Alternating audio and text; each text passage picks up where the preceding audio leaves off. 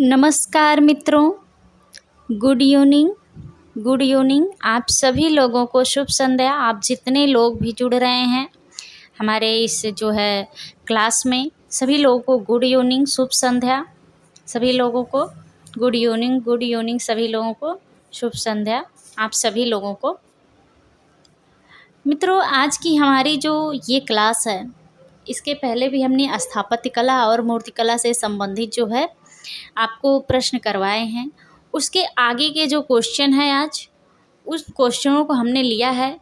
आज आपकी जो है मूर्तिकला और स्थापत्य कला से संबंधित जितने भी क्वेश्चन हैं, आज जो है आपके इस क्लास में, इस वीडियो में समाप्त हो जाएंगे। इसके अगले वाले वीडियो में हम कुछ और ही लेकर आएंगे। मित्रों, चलते हैं फिर हम उस प्रश्न पर और देखते हैं कि हमारा पहला प्रश्न आज का क्या कह रहा है। तो आप लोग भी और लोगों को जो है वीडियो शेयर कर दीजिए, ताकि और भी लोग जुड़ सकें इस क्लास से और उसका फ़ायदा उठा सकें। और आप लोग ना हमारे साथ ही आप लोग रटते चलिए, याद करते चलिए। आप हमारे साथ ही याद कर लेंगे। हम इतनी बार बोलते हैं कि आप लोग याद कर लेंगे, कभी नहीं भूलेंगे। आप लोग सिर्फ सुन लेंगे तब भी नहीं भूलेंगे आप सब लोग। इसलिए वीडियो को शेयर कर दीजिए, लाइक करिए, सब्सक्राइब करिए, शेयर ज़रूर करते रहिए और ज़्यादा से ज़्यादा लोगों को जोड़िए। चलिए चलते हैं आज के पहले प्रश्न पर।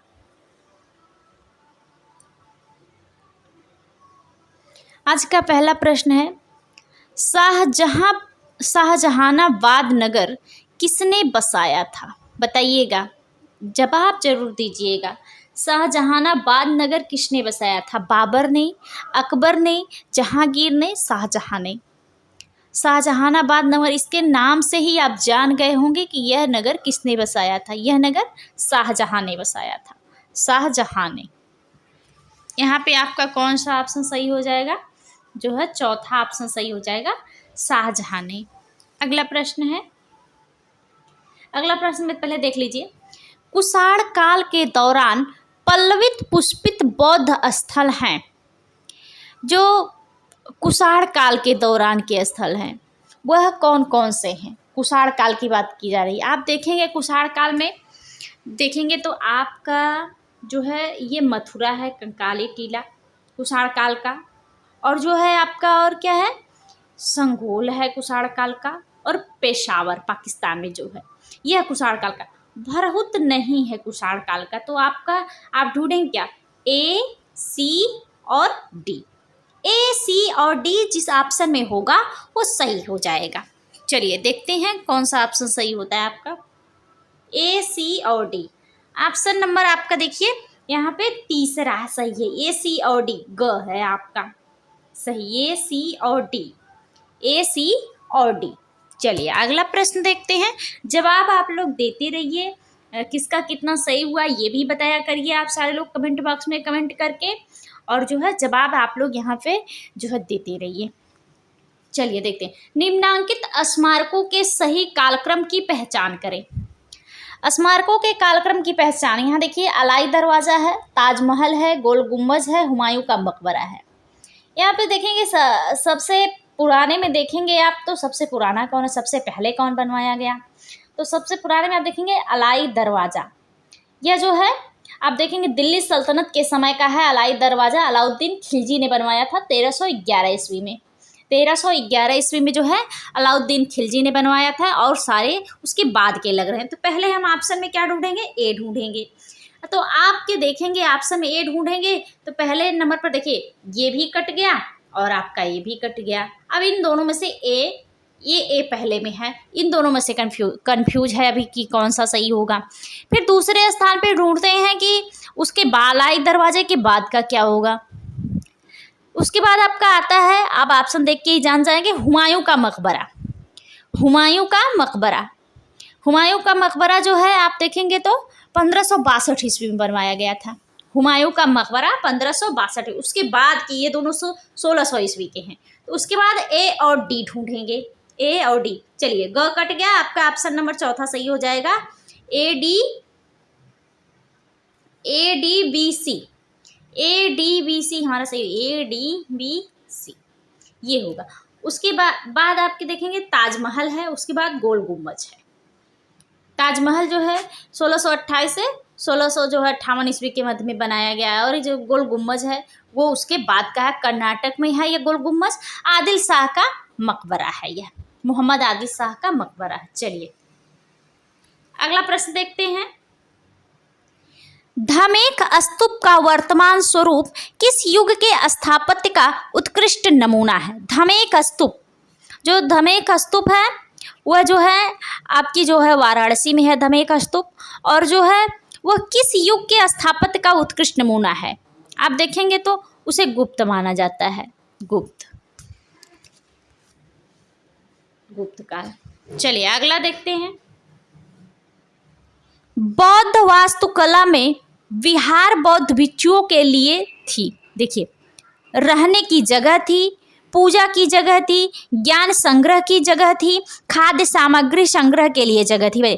बौद्ध वास्तुकला में विहार बौद्ध भिक्षुओं के लिए क्या था? विहार, जैसे विहार हो गया, चैत्य हो गया, तो विहार जो था वह जो बौद्ध साधु संत जितने भी थे उनके रहने का स्थान था, उनके रहने का निवास स्थान था। विहार को हम बौद्ध भिक्षुओं के रहने का निवास स्थान को विहार कहा जाता है। तो यहाँ पे आपका कौन सा सही हो जाएगा? पहला सही हो जाएगा, रहने का स्थान। चलिए अगला देखते हैं। जवाब देते रहिएगा आप लोग, जवाब दीजिए।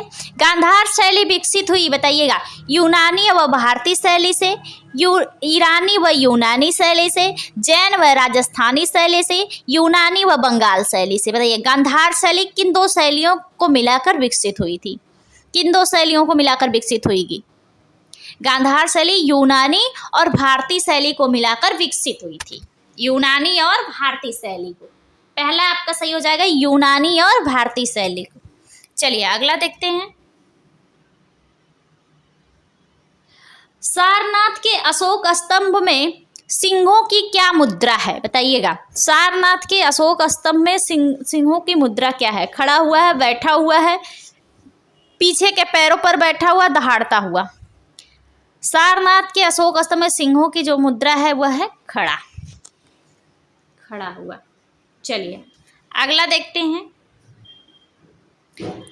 अशोक युगीन वास्तुकला निम्नलिखित में से किस धर्म से संबंधित थी? ये तो सारे लोगों को आ रहा होगा। बौद्ध, ब्राह्मण, बहाई, ईसाई। बताइए, अशोक युगीन वास्तुकला जो थी वह जो है बौद्ध धर्म से संबंधित थी। बौद्ध धर्म से अशोक युगीन वास्तुकला संबंधित थी आपकी। चलिए आपका ऑप्शन नंबर आपका पहला ही सही हो जाएगा, बौद्ध धर्म से संबंधित थी। चलिए अगला प्रश्न देखते हैं, आंसर देते रहिए आप लोग। निम्नलिखित में से सांची स्तूप का युग क्या है? सांची स्तूप का युग ये तो सारे लोग जानते हैं। वैसे कहा जाता है कि जो है अशोक के शासनकाल में 84,000 स्तूपों का निर्माण हुआ, लेकिन जो है वह शुंग काल के जो है शासक जो थे उन्होंने जो सबको नष्ट करवा के फिर से उसका निर्माण करवाया। देखिए, सांची स्तूप का युग क्या है? वह है शुंग है। सही जवाब आप लोग दीजिए, शुंग। चलिए अगला प्रश्न देखिए। निम्नलिखित में से कौन सा स्तूप संरचना का भाग नहीं है? जिसमें स्तूप संरचना नहीं है वह कौन सा जो है, जो जिसमें स्तूप में वो संरचना नहीं की जाती है? बताइए किसकी नहीं की जाती है? हर्मिका की जाती है, अंडभाग गुंबज की जाती है, वेदिका की जाती है, खिड़की की नहीं है? बताइएगा।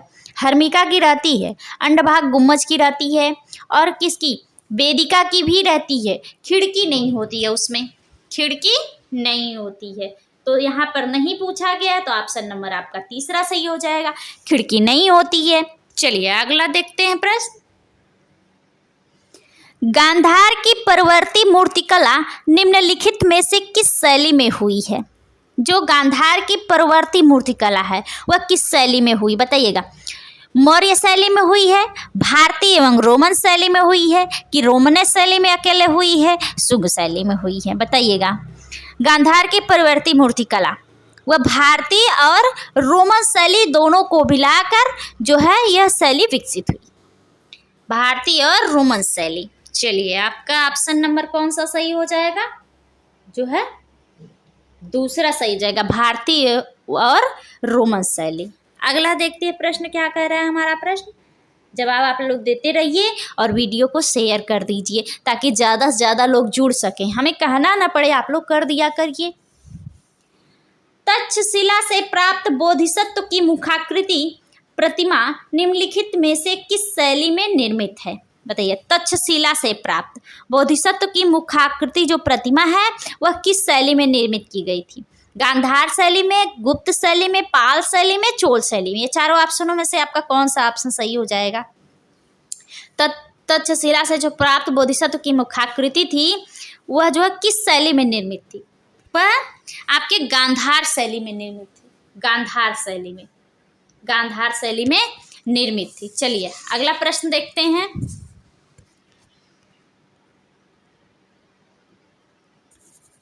गुप्तकालीन जैन तीर्थंकर की प्रतिमा किस शताब्दी की है? बताइएगा, गुप्तकालीन जैन तीर्थंकर की प्रतिमा किस शताब्दी की है? 9वीं शताब्दी, 7वीं शताब्दी, 2री शताब्दी और 5वीं शताब्दी। जवाब दीजिएगा आप लोग। गुप्तकालीन जो जैन तीर्थंकर की प्रतिमा है वो किस शताब्दी की है, कौन से समय की है बताइएगा? वह आपके 5वीं सदी की है, 5वीं सदी की। चलिए सही जवाब आपका हो जाएगा 5वीं शताब्दी की। अगला प्रश्न देखते हैं। लाल बलुआ पत्थर के अलावा कुतुब मीनार में और कौन से पत्थर का प्रयोग हुआ है? बताइएगा। लाल बलुआ पत्थर का तो प्रयोग हुआ है कुतुब मीनार में, और कौन से पत्थर का प्रयोग हुआ है? ग्रेनाइट का हुआ है, संगमरमर का हुआ है, चूना पत्थर का हुआ, कोटा पत्थर का हुआ? बताइएगा। जो है आपका कुतुब मीनार जो है उसमें लाल बलुआ पत्थर के अलावा और किस पत्थर का प्रयोग हुआ है?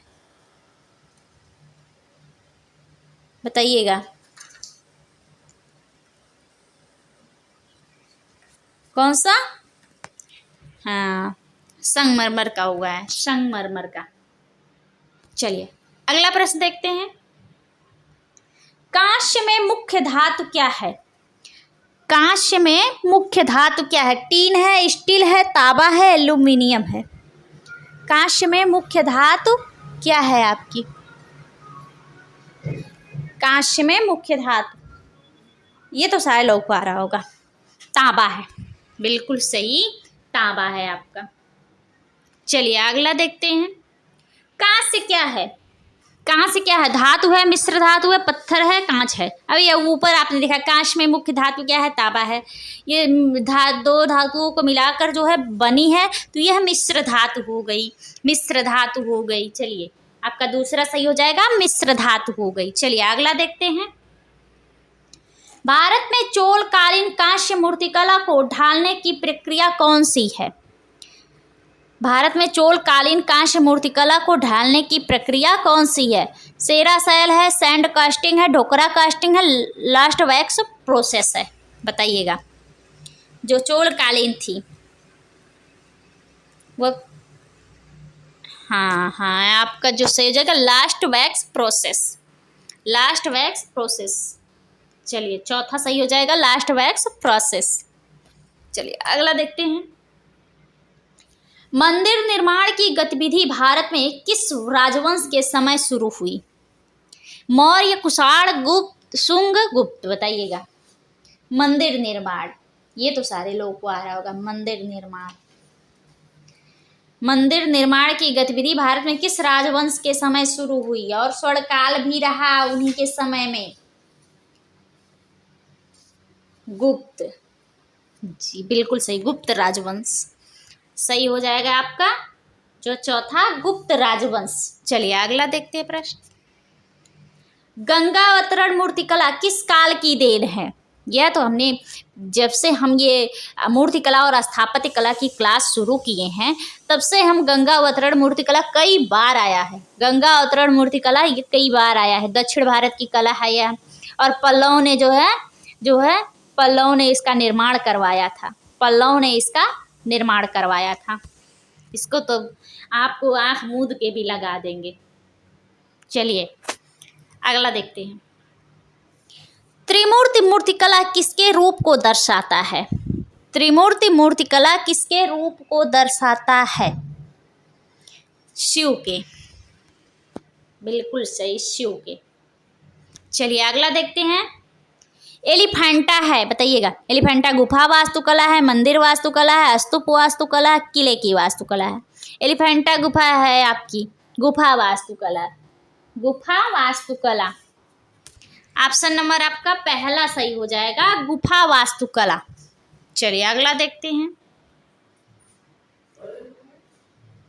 बिमल शाह मंदिर डैश है, उसके बाद मंदिर परिसर का एक भाग है, खजुराहो का, कोणार्क का, महाबलीपुरम का, दिलवाड़ा का। बिमल शाह मंदिर, बिमल शाही मंदिर, जिसे बिमल शाह ने ही निर्माण करवाया था इसका। कई बार इसको भी देखिए, जितनी बार आपको मूर्तिकला वास्तुकला की क्लास पढ़ाए हैं उतनी बार ये मंदिर आया हुआ है। बिमल शाह मंदिर, बिमल शाही मंदिर जिसे कहते हैं। दिलवाड़ा जैन धर्म वाला मंदिर जो है आपके राजस्थान माउंट आबू में जो स्थित है, वही दिलवाड़ा। बिमल शाह मंदिर दिलवाड़ा मंदिर परिसर का एक भाग है। चलिए ऑप्शन नंबर आपका सही हो जाएगा चौथा। अगला देखते हैं। एलोरा से कैलाश पर्वत को हिलाते हुए रावण की मूर्तिकला है। कैलाश पर्वत को हिलाते हुए रावण की मूर्तिकला एलोरा गुफा में है, और एलोरा गुफा की जान भी 16वीं गुफा है, और उसी गुफा में जो है आपकी क्या है, कैलाश पर्वत को हिलाते हुआ रावण। कैलाश पर्वत को हिलाते हुए रावण को भी दिखाया गया। ये भी मूर्ति जो है गुफा संख्या 16 में आपकी है, गुफा संख्या 16 में है आपकी, गुफा संख्या 16 में है आपकी।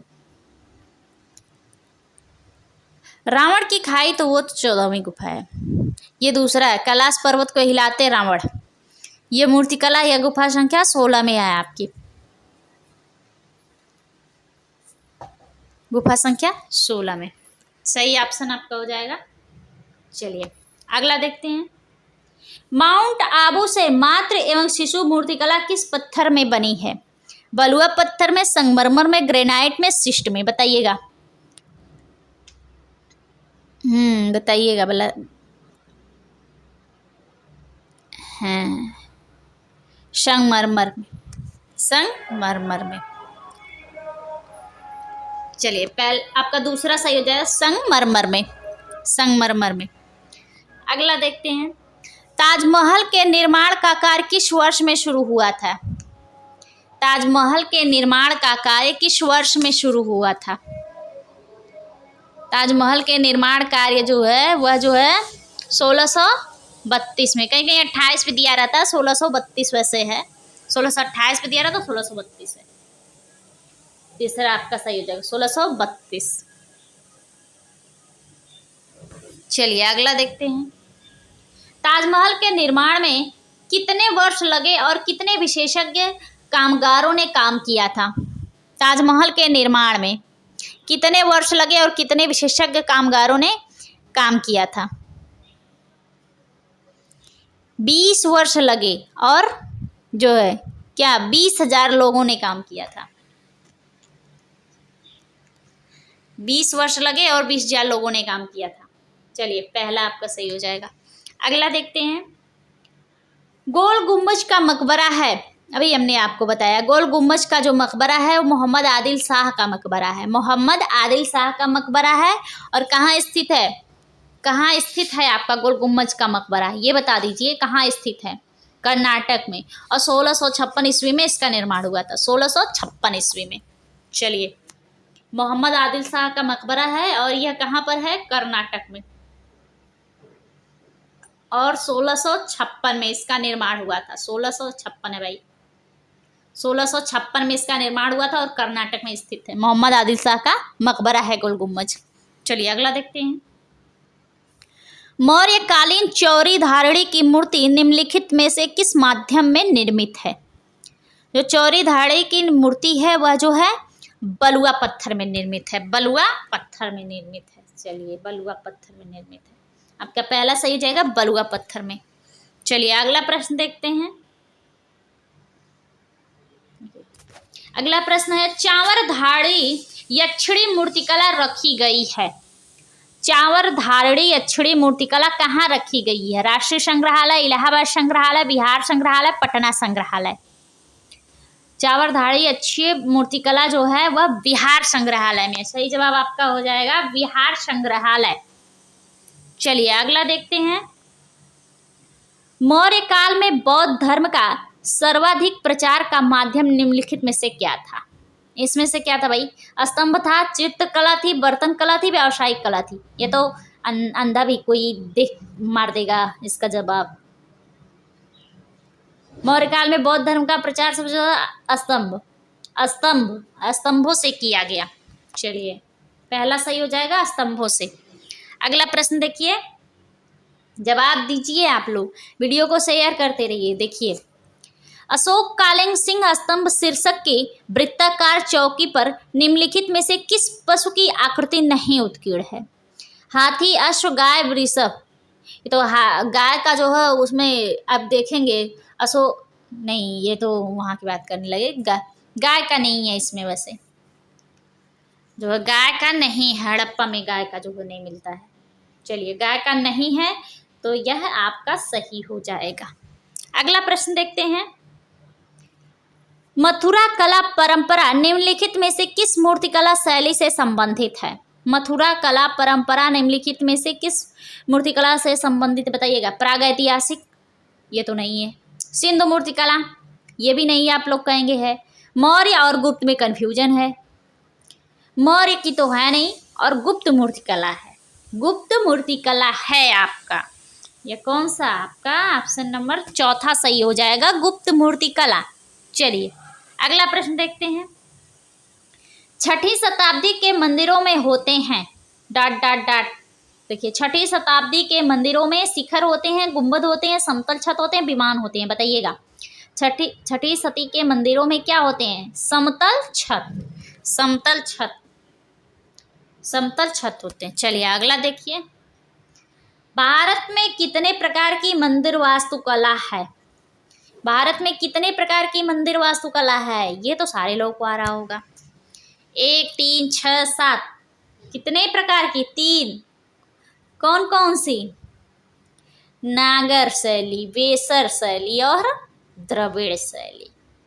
नागर, वेसर, द्रविड़ शैली मंदिरों की कला, नागर, वेसर और द्रविड़ भारत में। चलिए अगला प्रश्न देखते हैं। छठी शताब्दी के प्रसिद्ध मंदिर का नाम बताइए। कैलाशनाथ मंदिर, देवगढ़ मंदिर, कोणार्क मंदिर, पुरी मंदिर। छठी शताब्दी के मंदिर का नाम बताइएगा। देवगढ़ होगा, कोणार्क होगा, पुरी होगा, कैलाशनाथ होगा। जो है देवगढ़ है, देवगढ़ का दशावतार मंदिर। चलिए अगला प्रश्न देखते हैं। हिंदू मंदिर में मूलतः गर्भगृह, शिखर, वाहन, ध्वज और डॉट डॉट डॉट शामिल है। बताइएगा। कलश है और आमलक है, पीठ है, मंडप है। बताइएगा। गर्भगृह तो है ही, शिखर है ही, वाहन है, ध्वज है और क्या शामिल है? कलश है, पीठ है, मंडप है, आमलक है। क्या शामिल है हिंदू मंदिर में मूलतः? क्या है? मंडप शामिल है आपका, मंडप। चलिए अगला देखते हैं। निम्नलिखित में से वह मंदिर कौन सा है जिसे कृष्ण प्रथम ने बनवाया था? कैलाश मंदिर एलोरा, कैलाशनाथ मंदिर कांचीपुरम, पद्दकल मंदिर कर्नाटक, कंदरिया महादेव मंदिर खजुराहो। देखिए ना, ये सारे मंदिर जो हैं आपके सारे अलग अलग जगहों के मंदिर हैं। देखिए, कैलाश मंदिर एक है, एलोरा में है जो, और एलोरा की जान है 16वीं गुफा में है। कैलाशनाथ मंदिर है वो कांचीपुरम में है, जो तमिलनाडु में है। चलिएगा बताइएगा, कृष्ण प्रथम ने आपका जो है कैलाश मंदिर बनवाया थे। चलिए अगला प्रश्न देखते हैं। देवताओं की प्रतिमाओं का अध्ययन कला इतिहास के किस शाखा के अंतर्गत आती है? ये तो सारे लोग आ गए। मुद्रा शास्त्र, आइकोनोग्राफी, एपिग्राफी, पुरातत्व विज्ञान। जो है यह किसके अंतर्गत आती है? आइकोनोग्राफी। चलिए अगला देखते हैं। माउंट आबू में जैन मंदिर डॉट डॉट डॉट ने बनवाया। अशोक ने, हर्षवर्धन में, बिमल शाह ने, चंद्रगुप्त। अभी तो ऊपर ही बताया बिमल शाही मंदिर है, नाम उसका पूछा था। चलिए अगला देखते हैं। कुछ विद्वानों का मानना है कि महाबलीपुरम में स्थित गंगा अवतरण मूर्ति ... की कहानी को दर्शाता है। क्या दर्शाता है? अर्जुन की तपस्या, रामायण, कृष्ण की कहानियां, भागवत पुराण। यह अर्जुन की तपस्या को दर्शाता है। अर्जुन की तपस्या को दर्शाता है। पहला सही हो जाएगा, अर्जुन की तपस्या को दर्शाता है। चलिए अगला देखते हैं। महाबलीपुरम में स्थित गंगा अवतरण मूर्ति में ऊपरी बाईं तरफ एक पुरुष आकृति है जो एक पांव पर खड़ी है। वो ... है। किसकी है बताइएगा? विश्वामित्र की है, अगस्त्य की है, भागीरथ की है, वराहमिहिर की है। जो महाबलीपुरम में गंगा अवतरण का दृश्य है, उस मूर्ति में ऊपरी बाईं तरफ एक पुरुष आकृति है जो एक पांव पर खड़ी है। वह किसकी है? भगीरथ की है। भगीरथ की है। ऐसा माना जाता है भगीरथ जी ने गंगा जी को लाया है। आपका तीसरा सही हो जाएगा, भागीरथ। अगला प्रश्न देखते हैं। नागर शैली में खजुराहो का कौन सा मंदिर सबसे सर्वश्रेष्ठ मंदिर है? बताइएगा। लक्ष्मण मंदिर, कंदरिया महादेव मंदिर, 64 योगिनी मंदिर, जैन मंदिर। खजुराहो का मंदिर है, मध्य प्रदेश में स्थित है। और कौन सा मंदिर है सबसे जो सर्वश्रेष्ठ मंदिर है? वह कंदरिया महादेव मंदिर है। कंदरिया महादेव मंदिर। चलिए अगला देखते हैं। बताइएगा। नटराज की नृत्य मुद्रा से संबंधित है। ब्रह्मांड का अंत, लास्य, श्रृंगार, भय। क्या संबंधित है? नटराज की नृत्य मुद्रा ... से संबंधित है। नटराज के नृत्य मुद्रा से ब्रह्मांड का अंत संबंधित है। चलिए आपका ऑप्शन नंबर पहला सही हो जाएगा। अगला देखते हैं। ताजमहल बनाने के लिए संगमरमर के पत्थरों को कौन से खानों में उत्खनित किया गया था?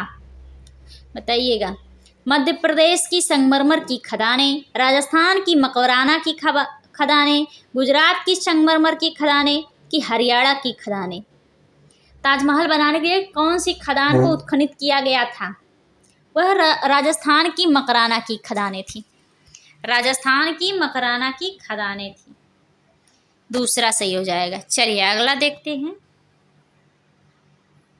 वीडियो को शेयर करते रहिए और लोगों को जोड़ लीजिए, जोड़ दिया करिए आप लोग। चलिए। ताजमहल परिसर में बने अन्य भवन ... में बने हैं। ताजमहल परिसर में अन्य भवन कौन से? संगमरमर के हैं, ग्रेनाइट के हैं, बेसाल्ट के हैं, लाल बलुआ पत्थर के बने हैं। बताइएगा। ये ताजमहल परिसर में अन्य भवन जो बने हैं उसके ताजमहल के अगल बगल में वह लाल रंग का बलुआ पत्थर, लाल रंग का बलुआ पत्थर से बनाए गए हैं। आप लोग देखे भी होंगे। चलिए अगला देखते हैं। और आज का यह आखिरी प्रश्न है मित्रों। गोल गुम्बज में उसके गुम्बद, मेहराब, ज्यामितीय अनुपात और भार वहन तकनीक जो प्रयोग में आई है उसमें ... का प्रभाव दिखाई देता है। बताइए। मुगल वास्तुकला का कि राजस्थानी वास्तुकला का काष्ठ वास्तुकला का, तैमूरी और फारसी वास्तुकला की? ये तो वैसे बता देंगे आप। देखिए 2 में फिर राजस्थानी और काष्ठ तो है नहीं, ये आप सारे जानते हैं। मुगल और तैमूरी फारसी वास्तुकला में है। गोल गुम्बद में जो है तैमूरी और फारसी वास्तुकला थी। तैमूरी और फारसी। चौथा सही हो जाएगा, तैमूरी और फारसी। चलिए ये आज का रहा आपका आखिरी क्वेश्चन। आप लोग वीडियो को जो है शेयर कर दीजिए, लाइक कर दीजिए, सब्सक्राइब कर लीजिए ताकि आने वाली अगली क्लास जो है आपको दिखाई दे और आप उससे जो है लाभ पा सकें। और लोगों को आप शेयर करेंगे तो जोड़ेंगे लोगों को। चलिए तब तक के लिए आप सभी लोगों को धन्यवाद। गुड नाइट, शुभ रात्रि सभी लोगों को। चलिए ठीक है, अब हम मिलेंगे, आपको अगले क्लास में हम मिलेंगे।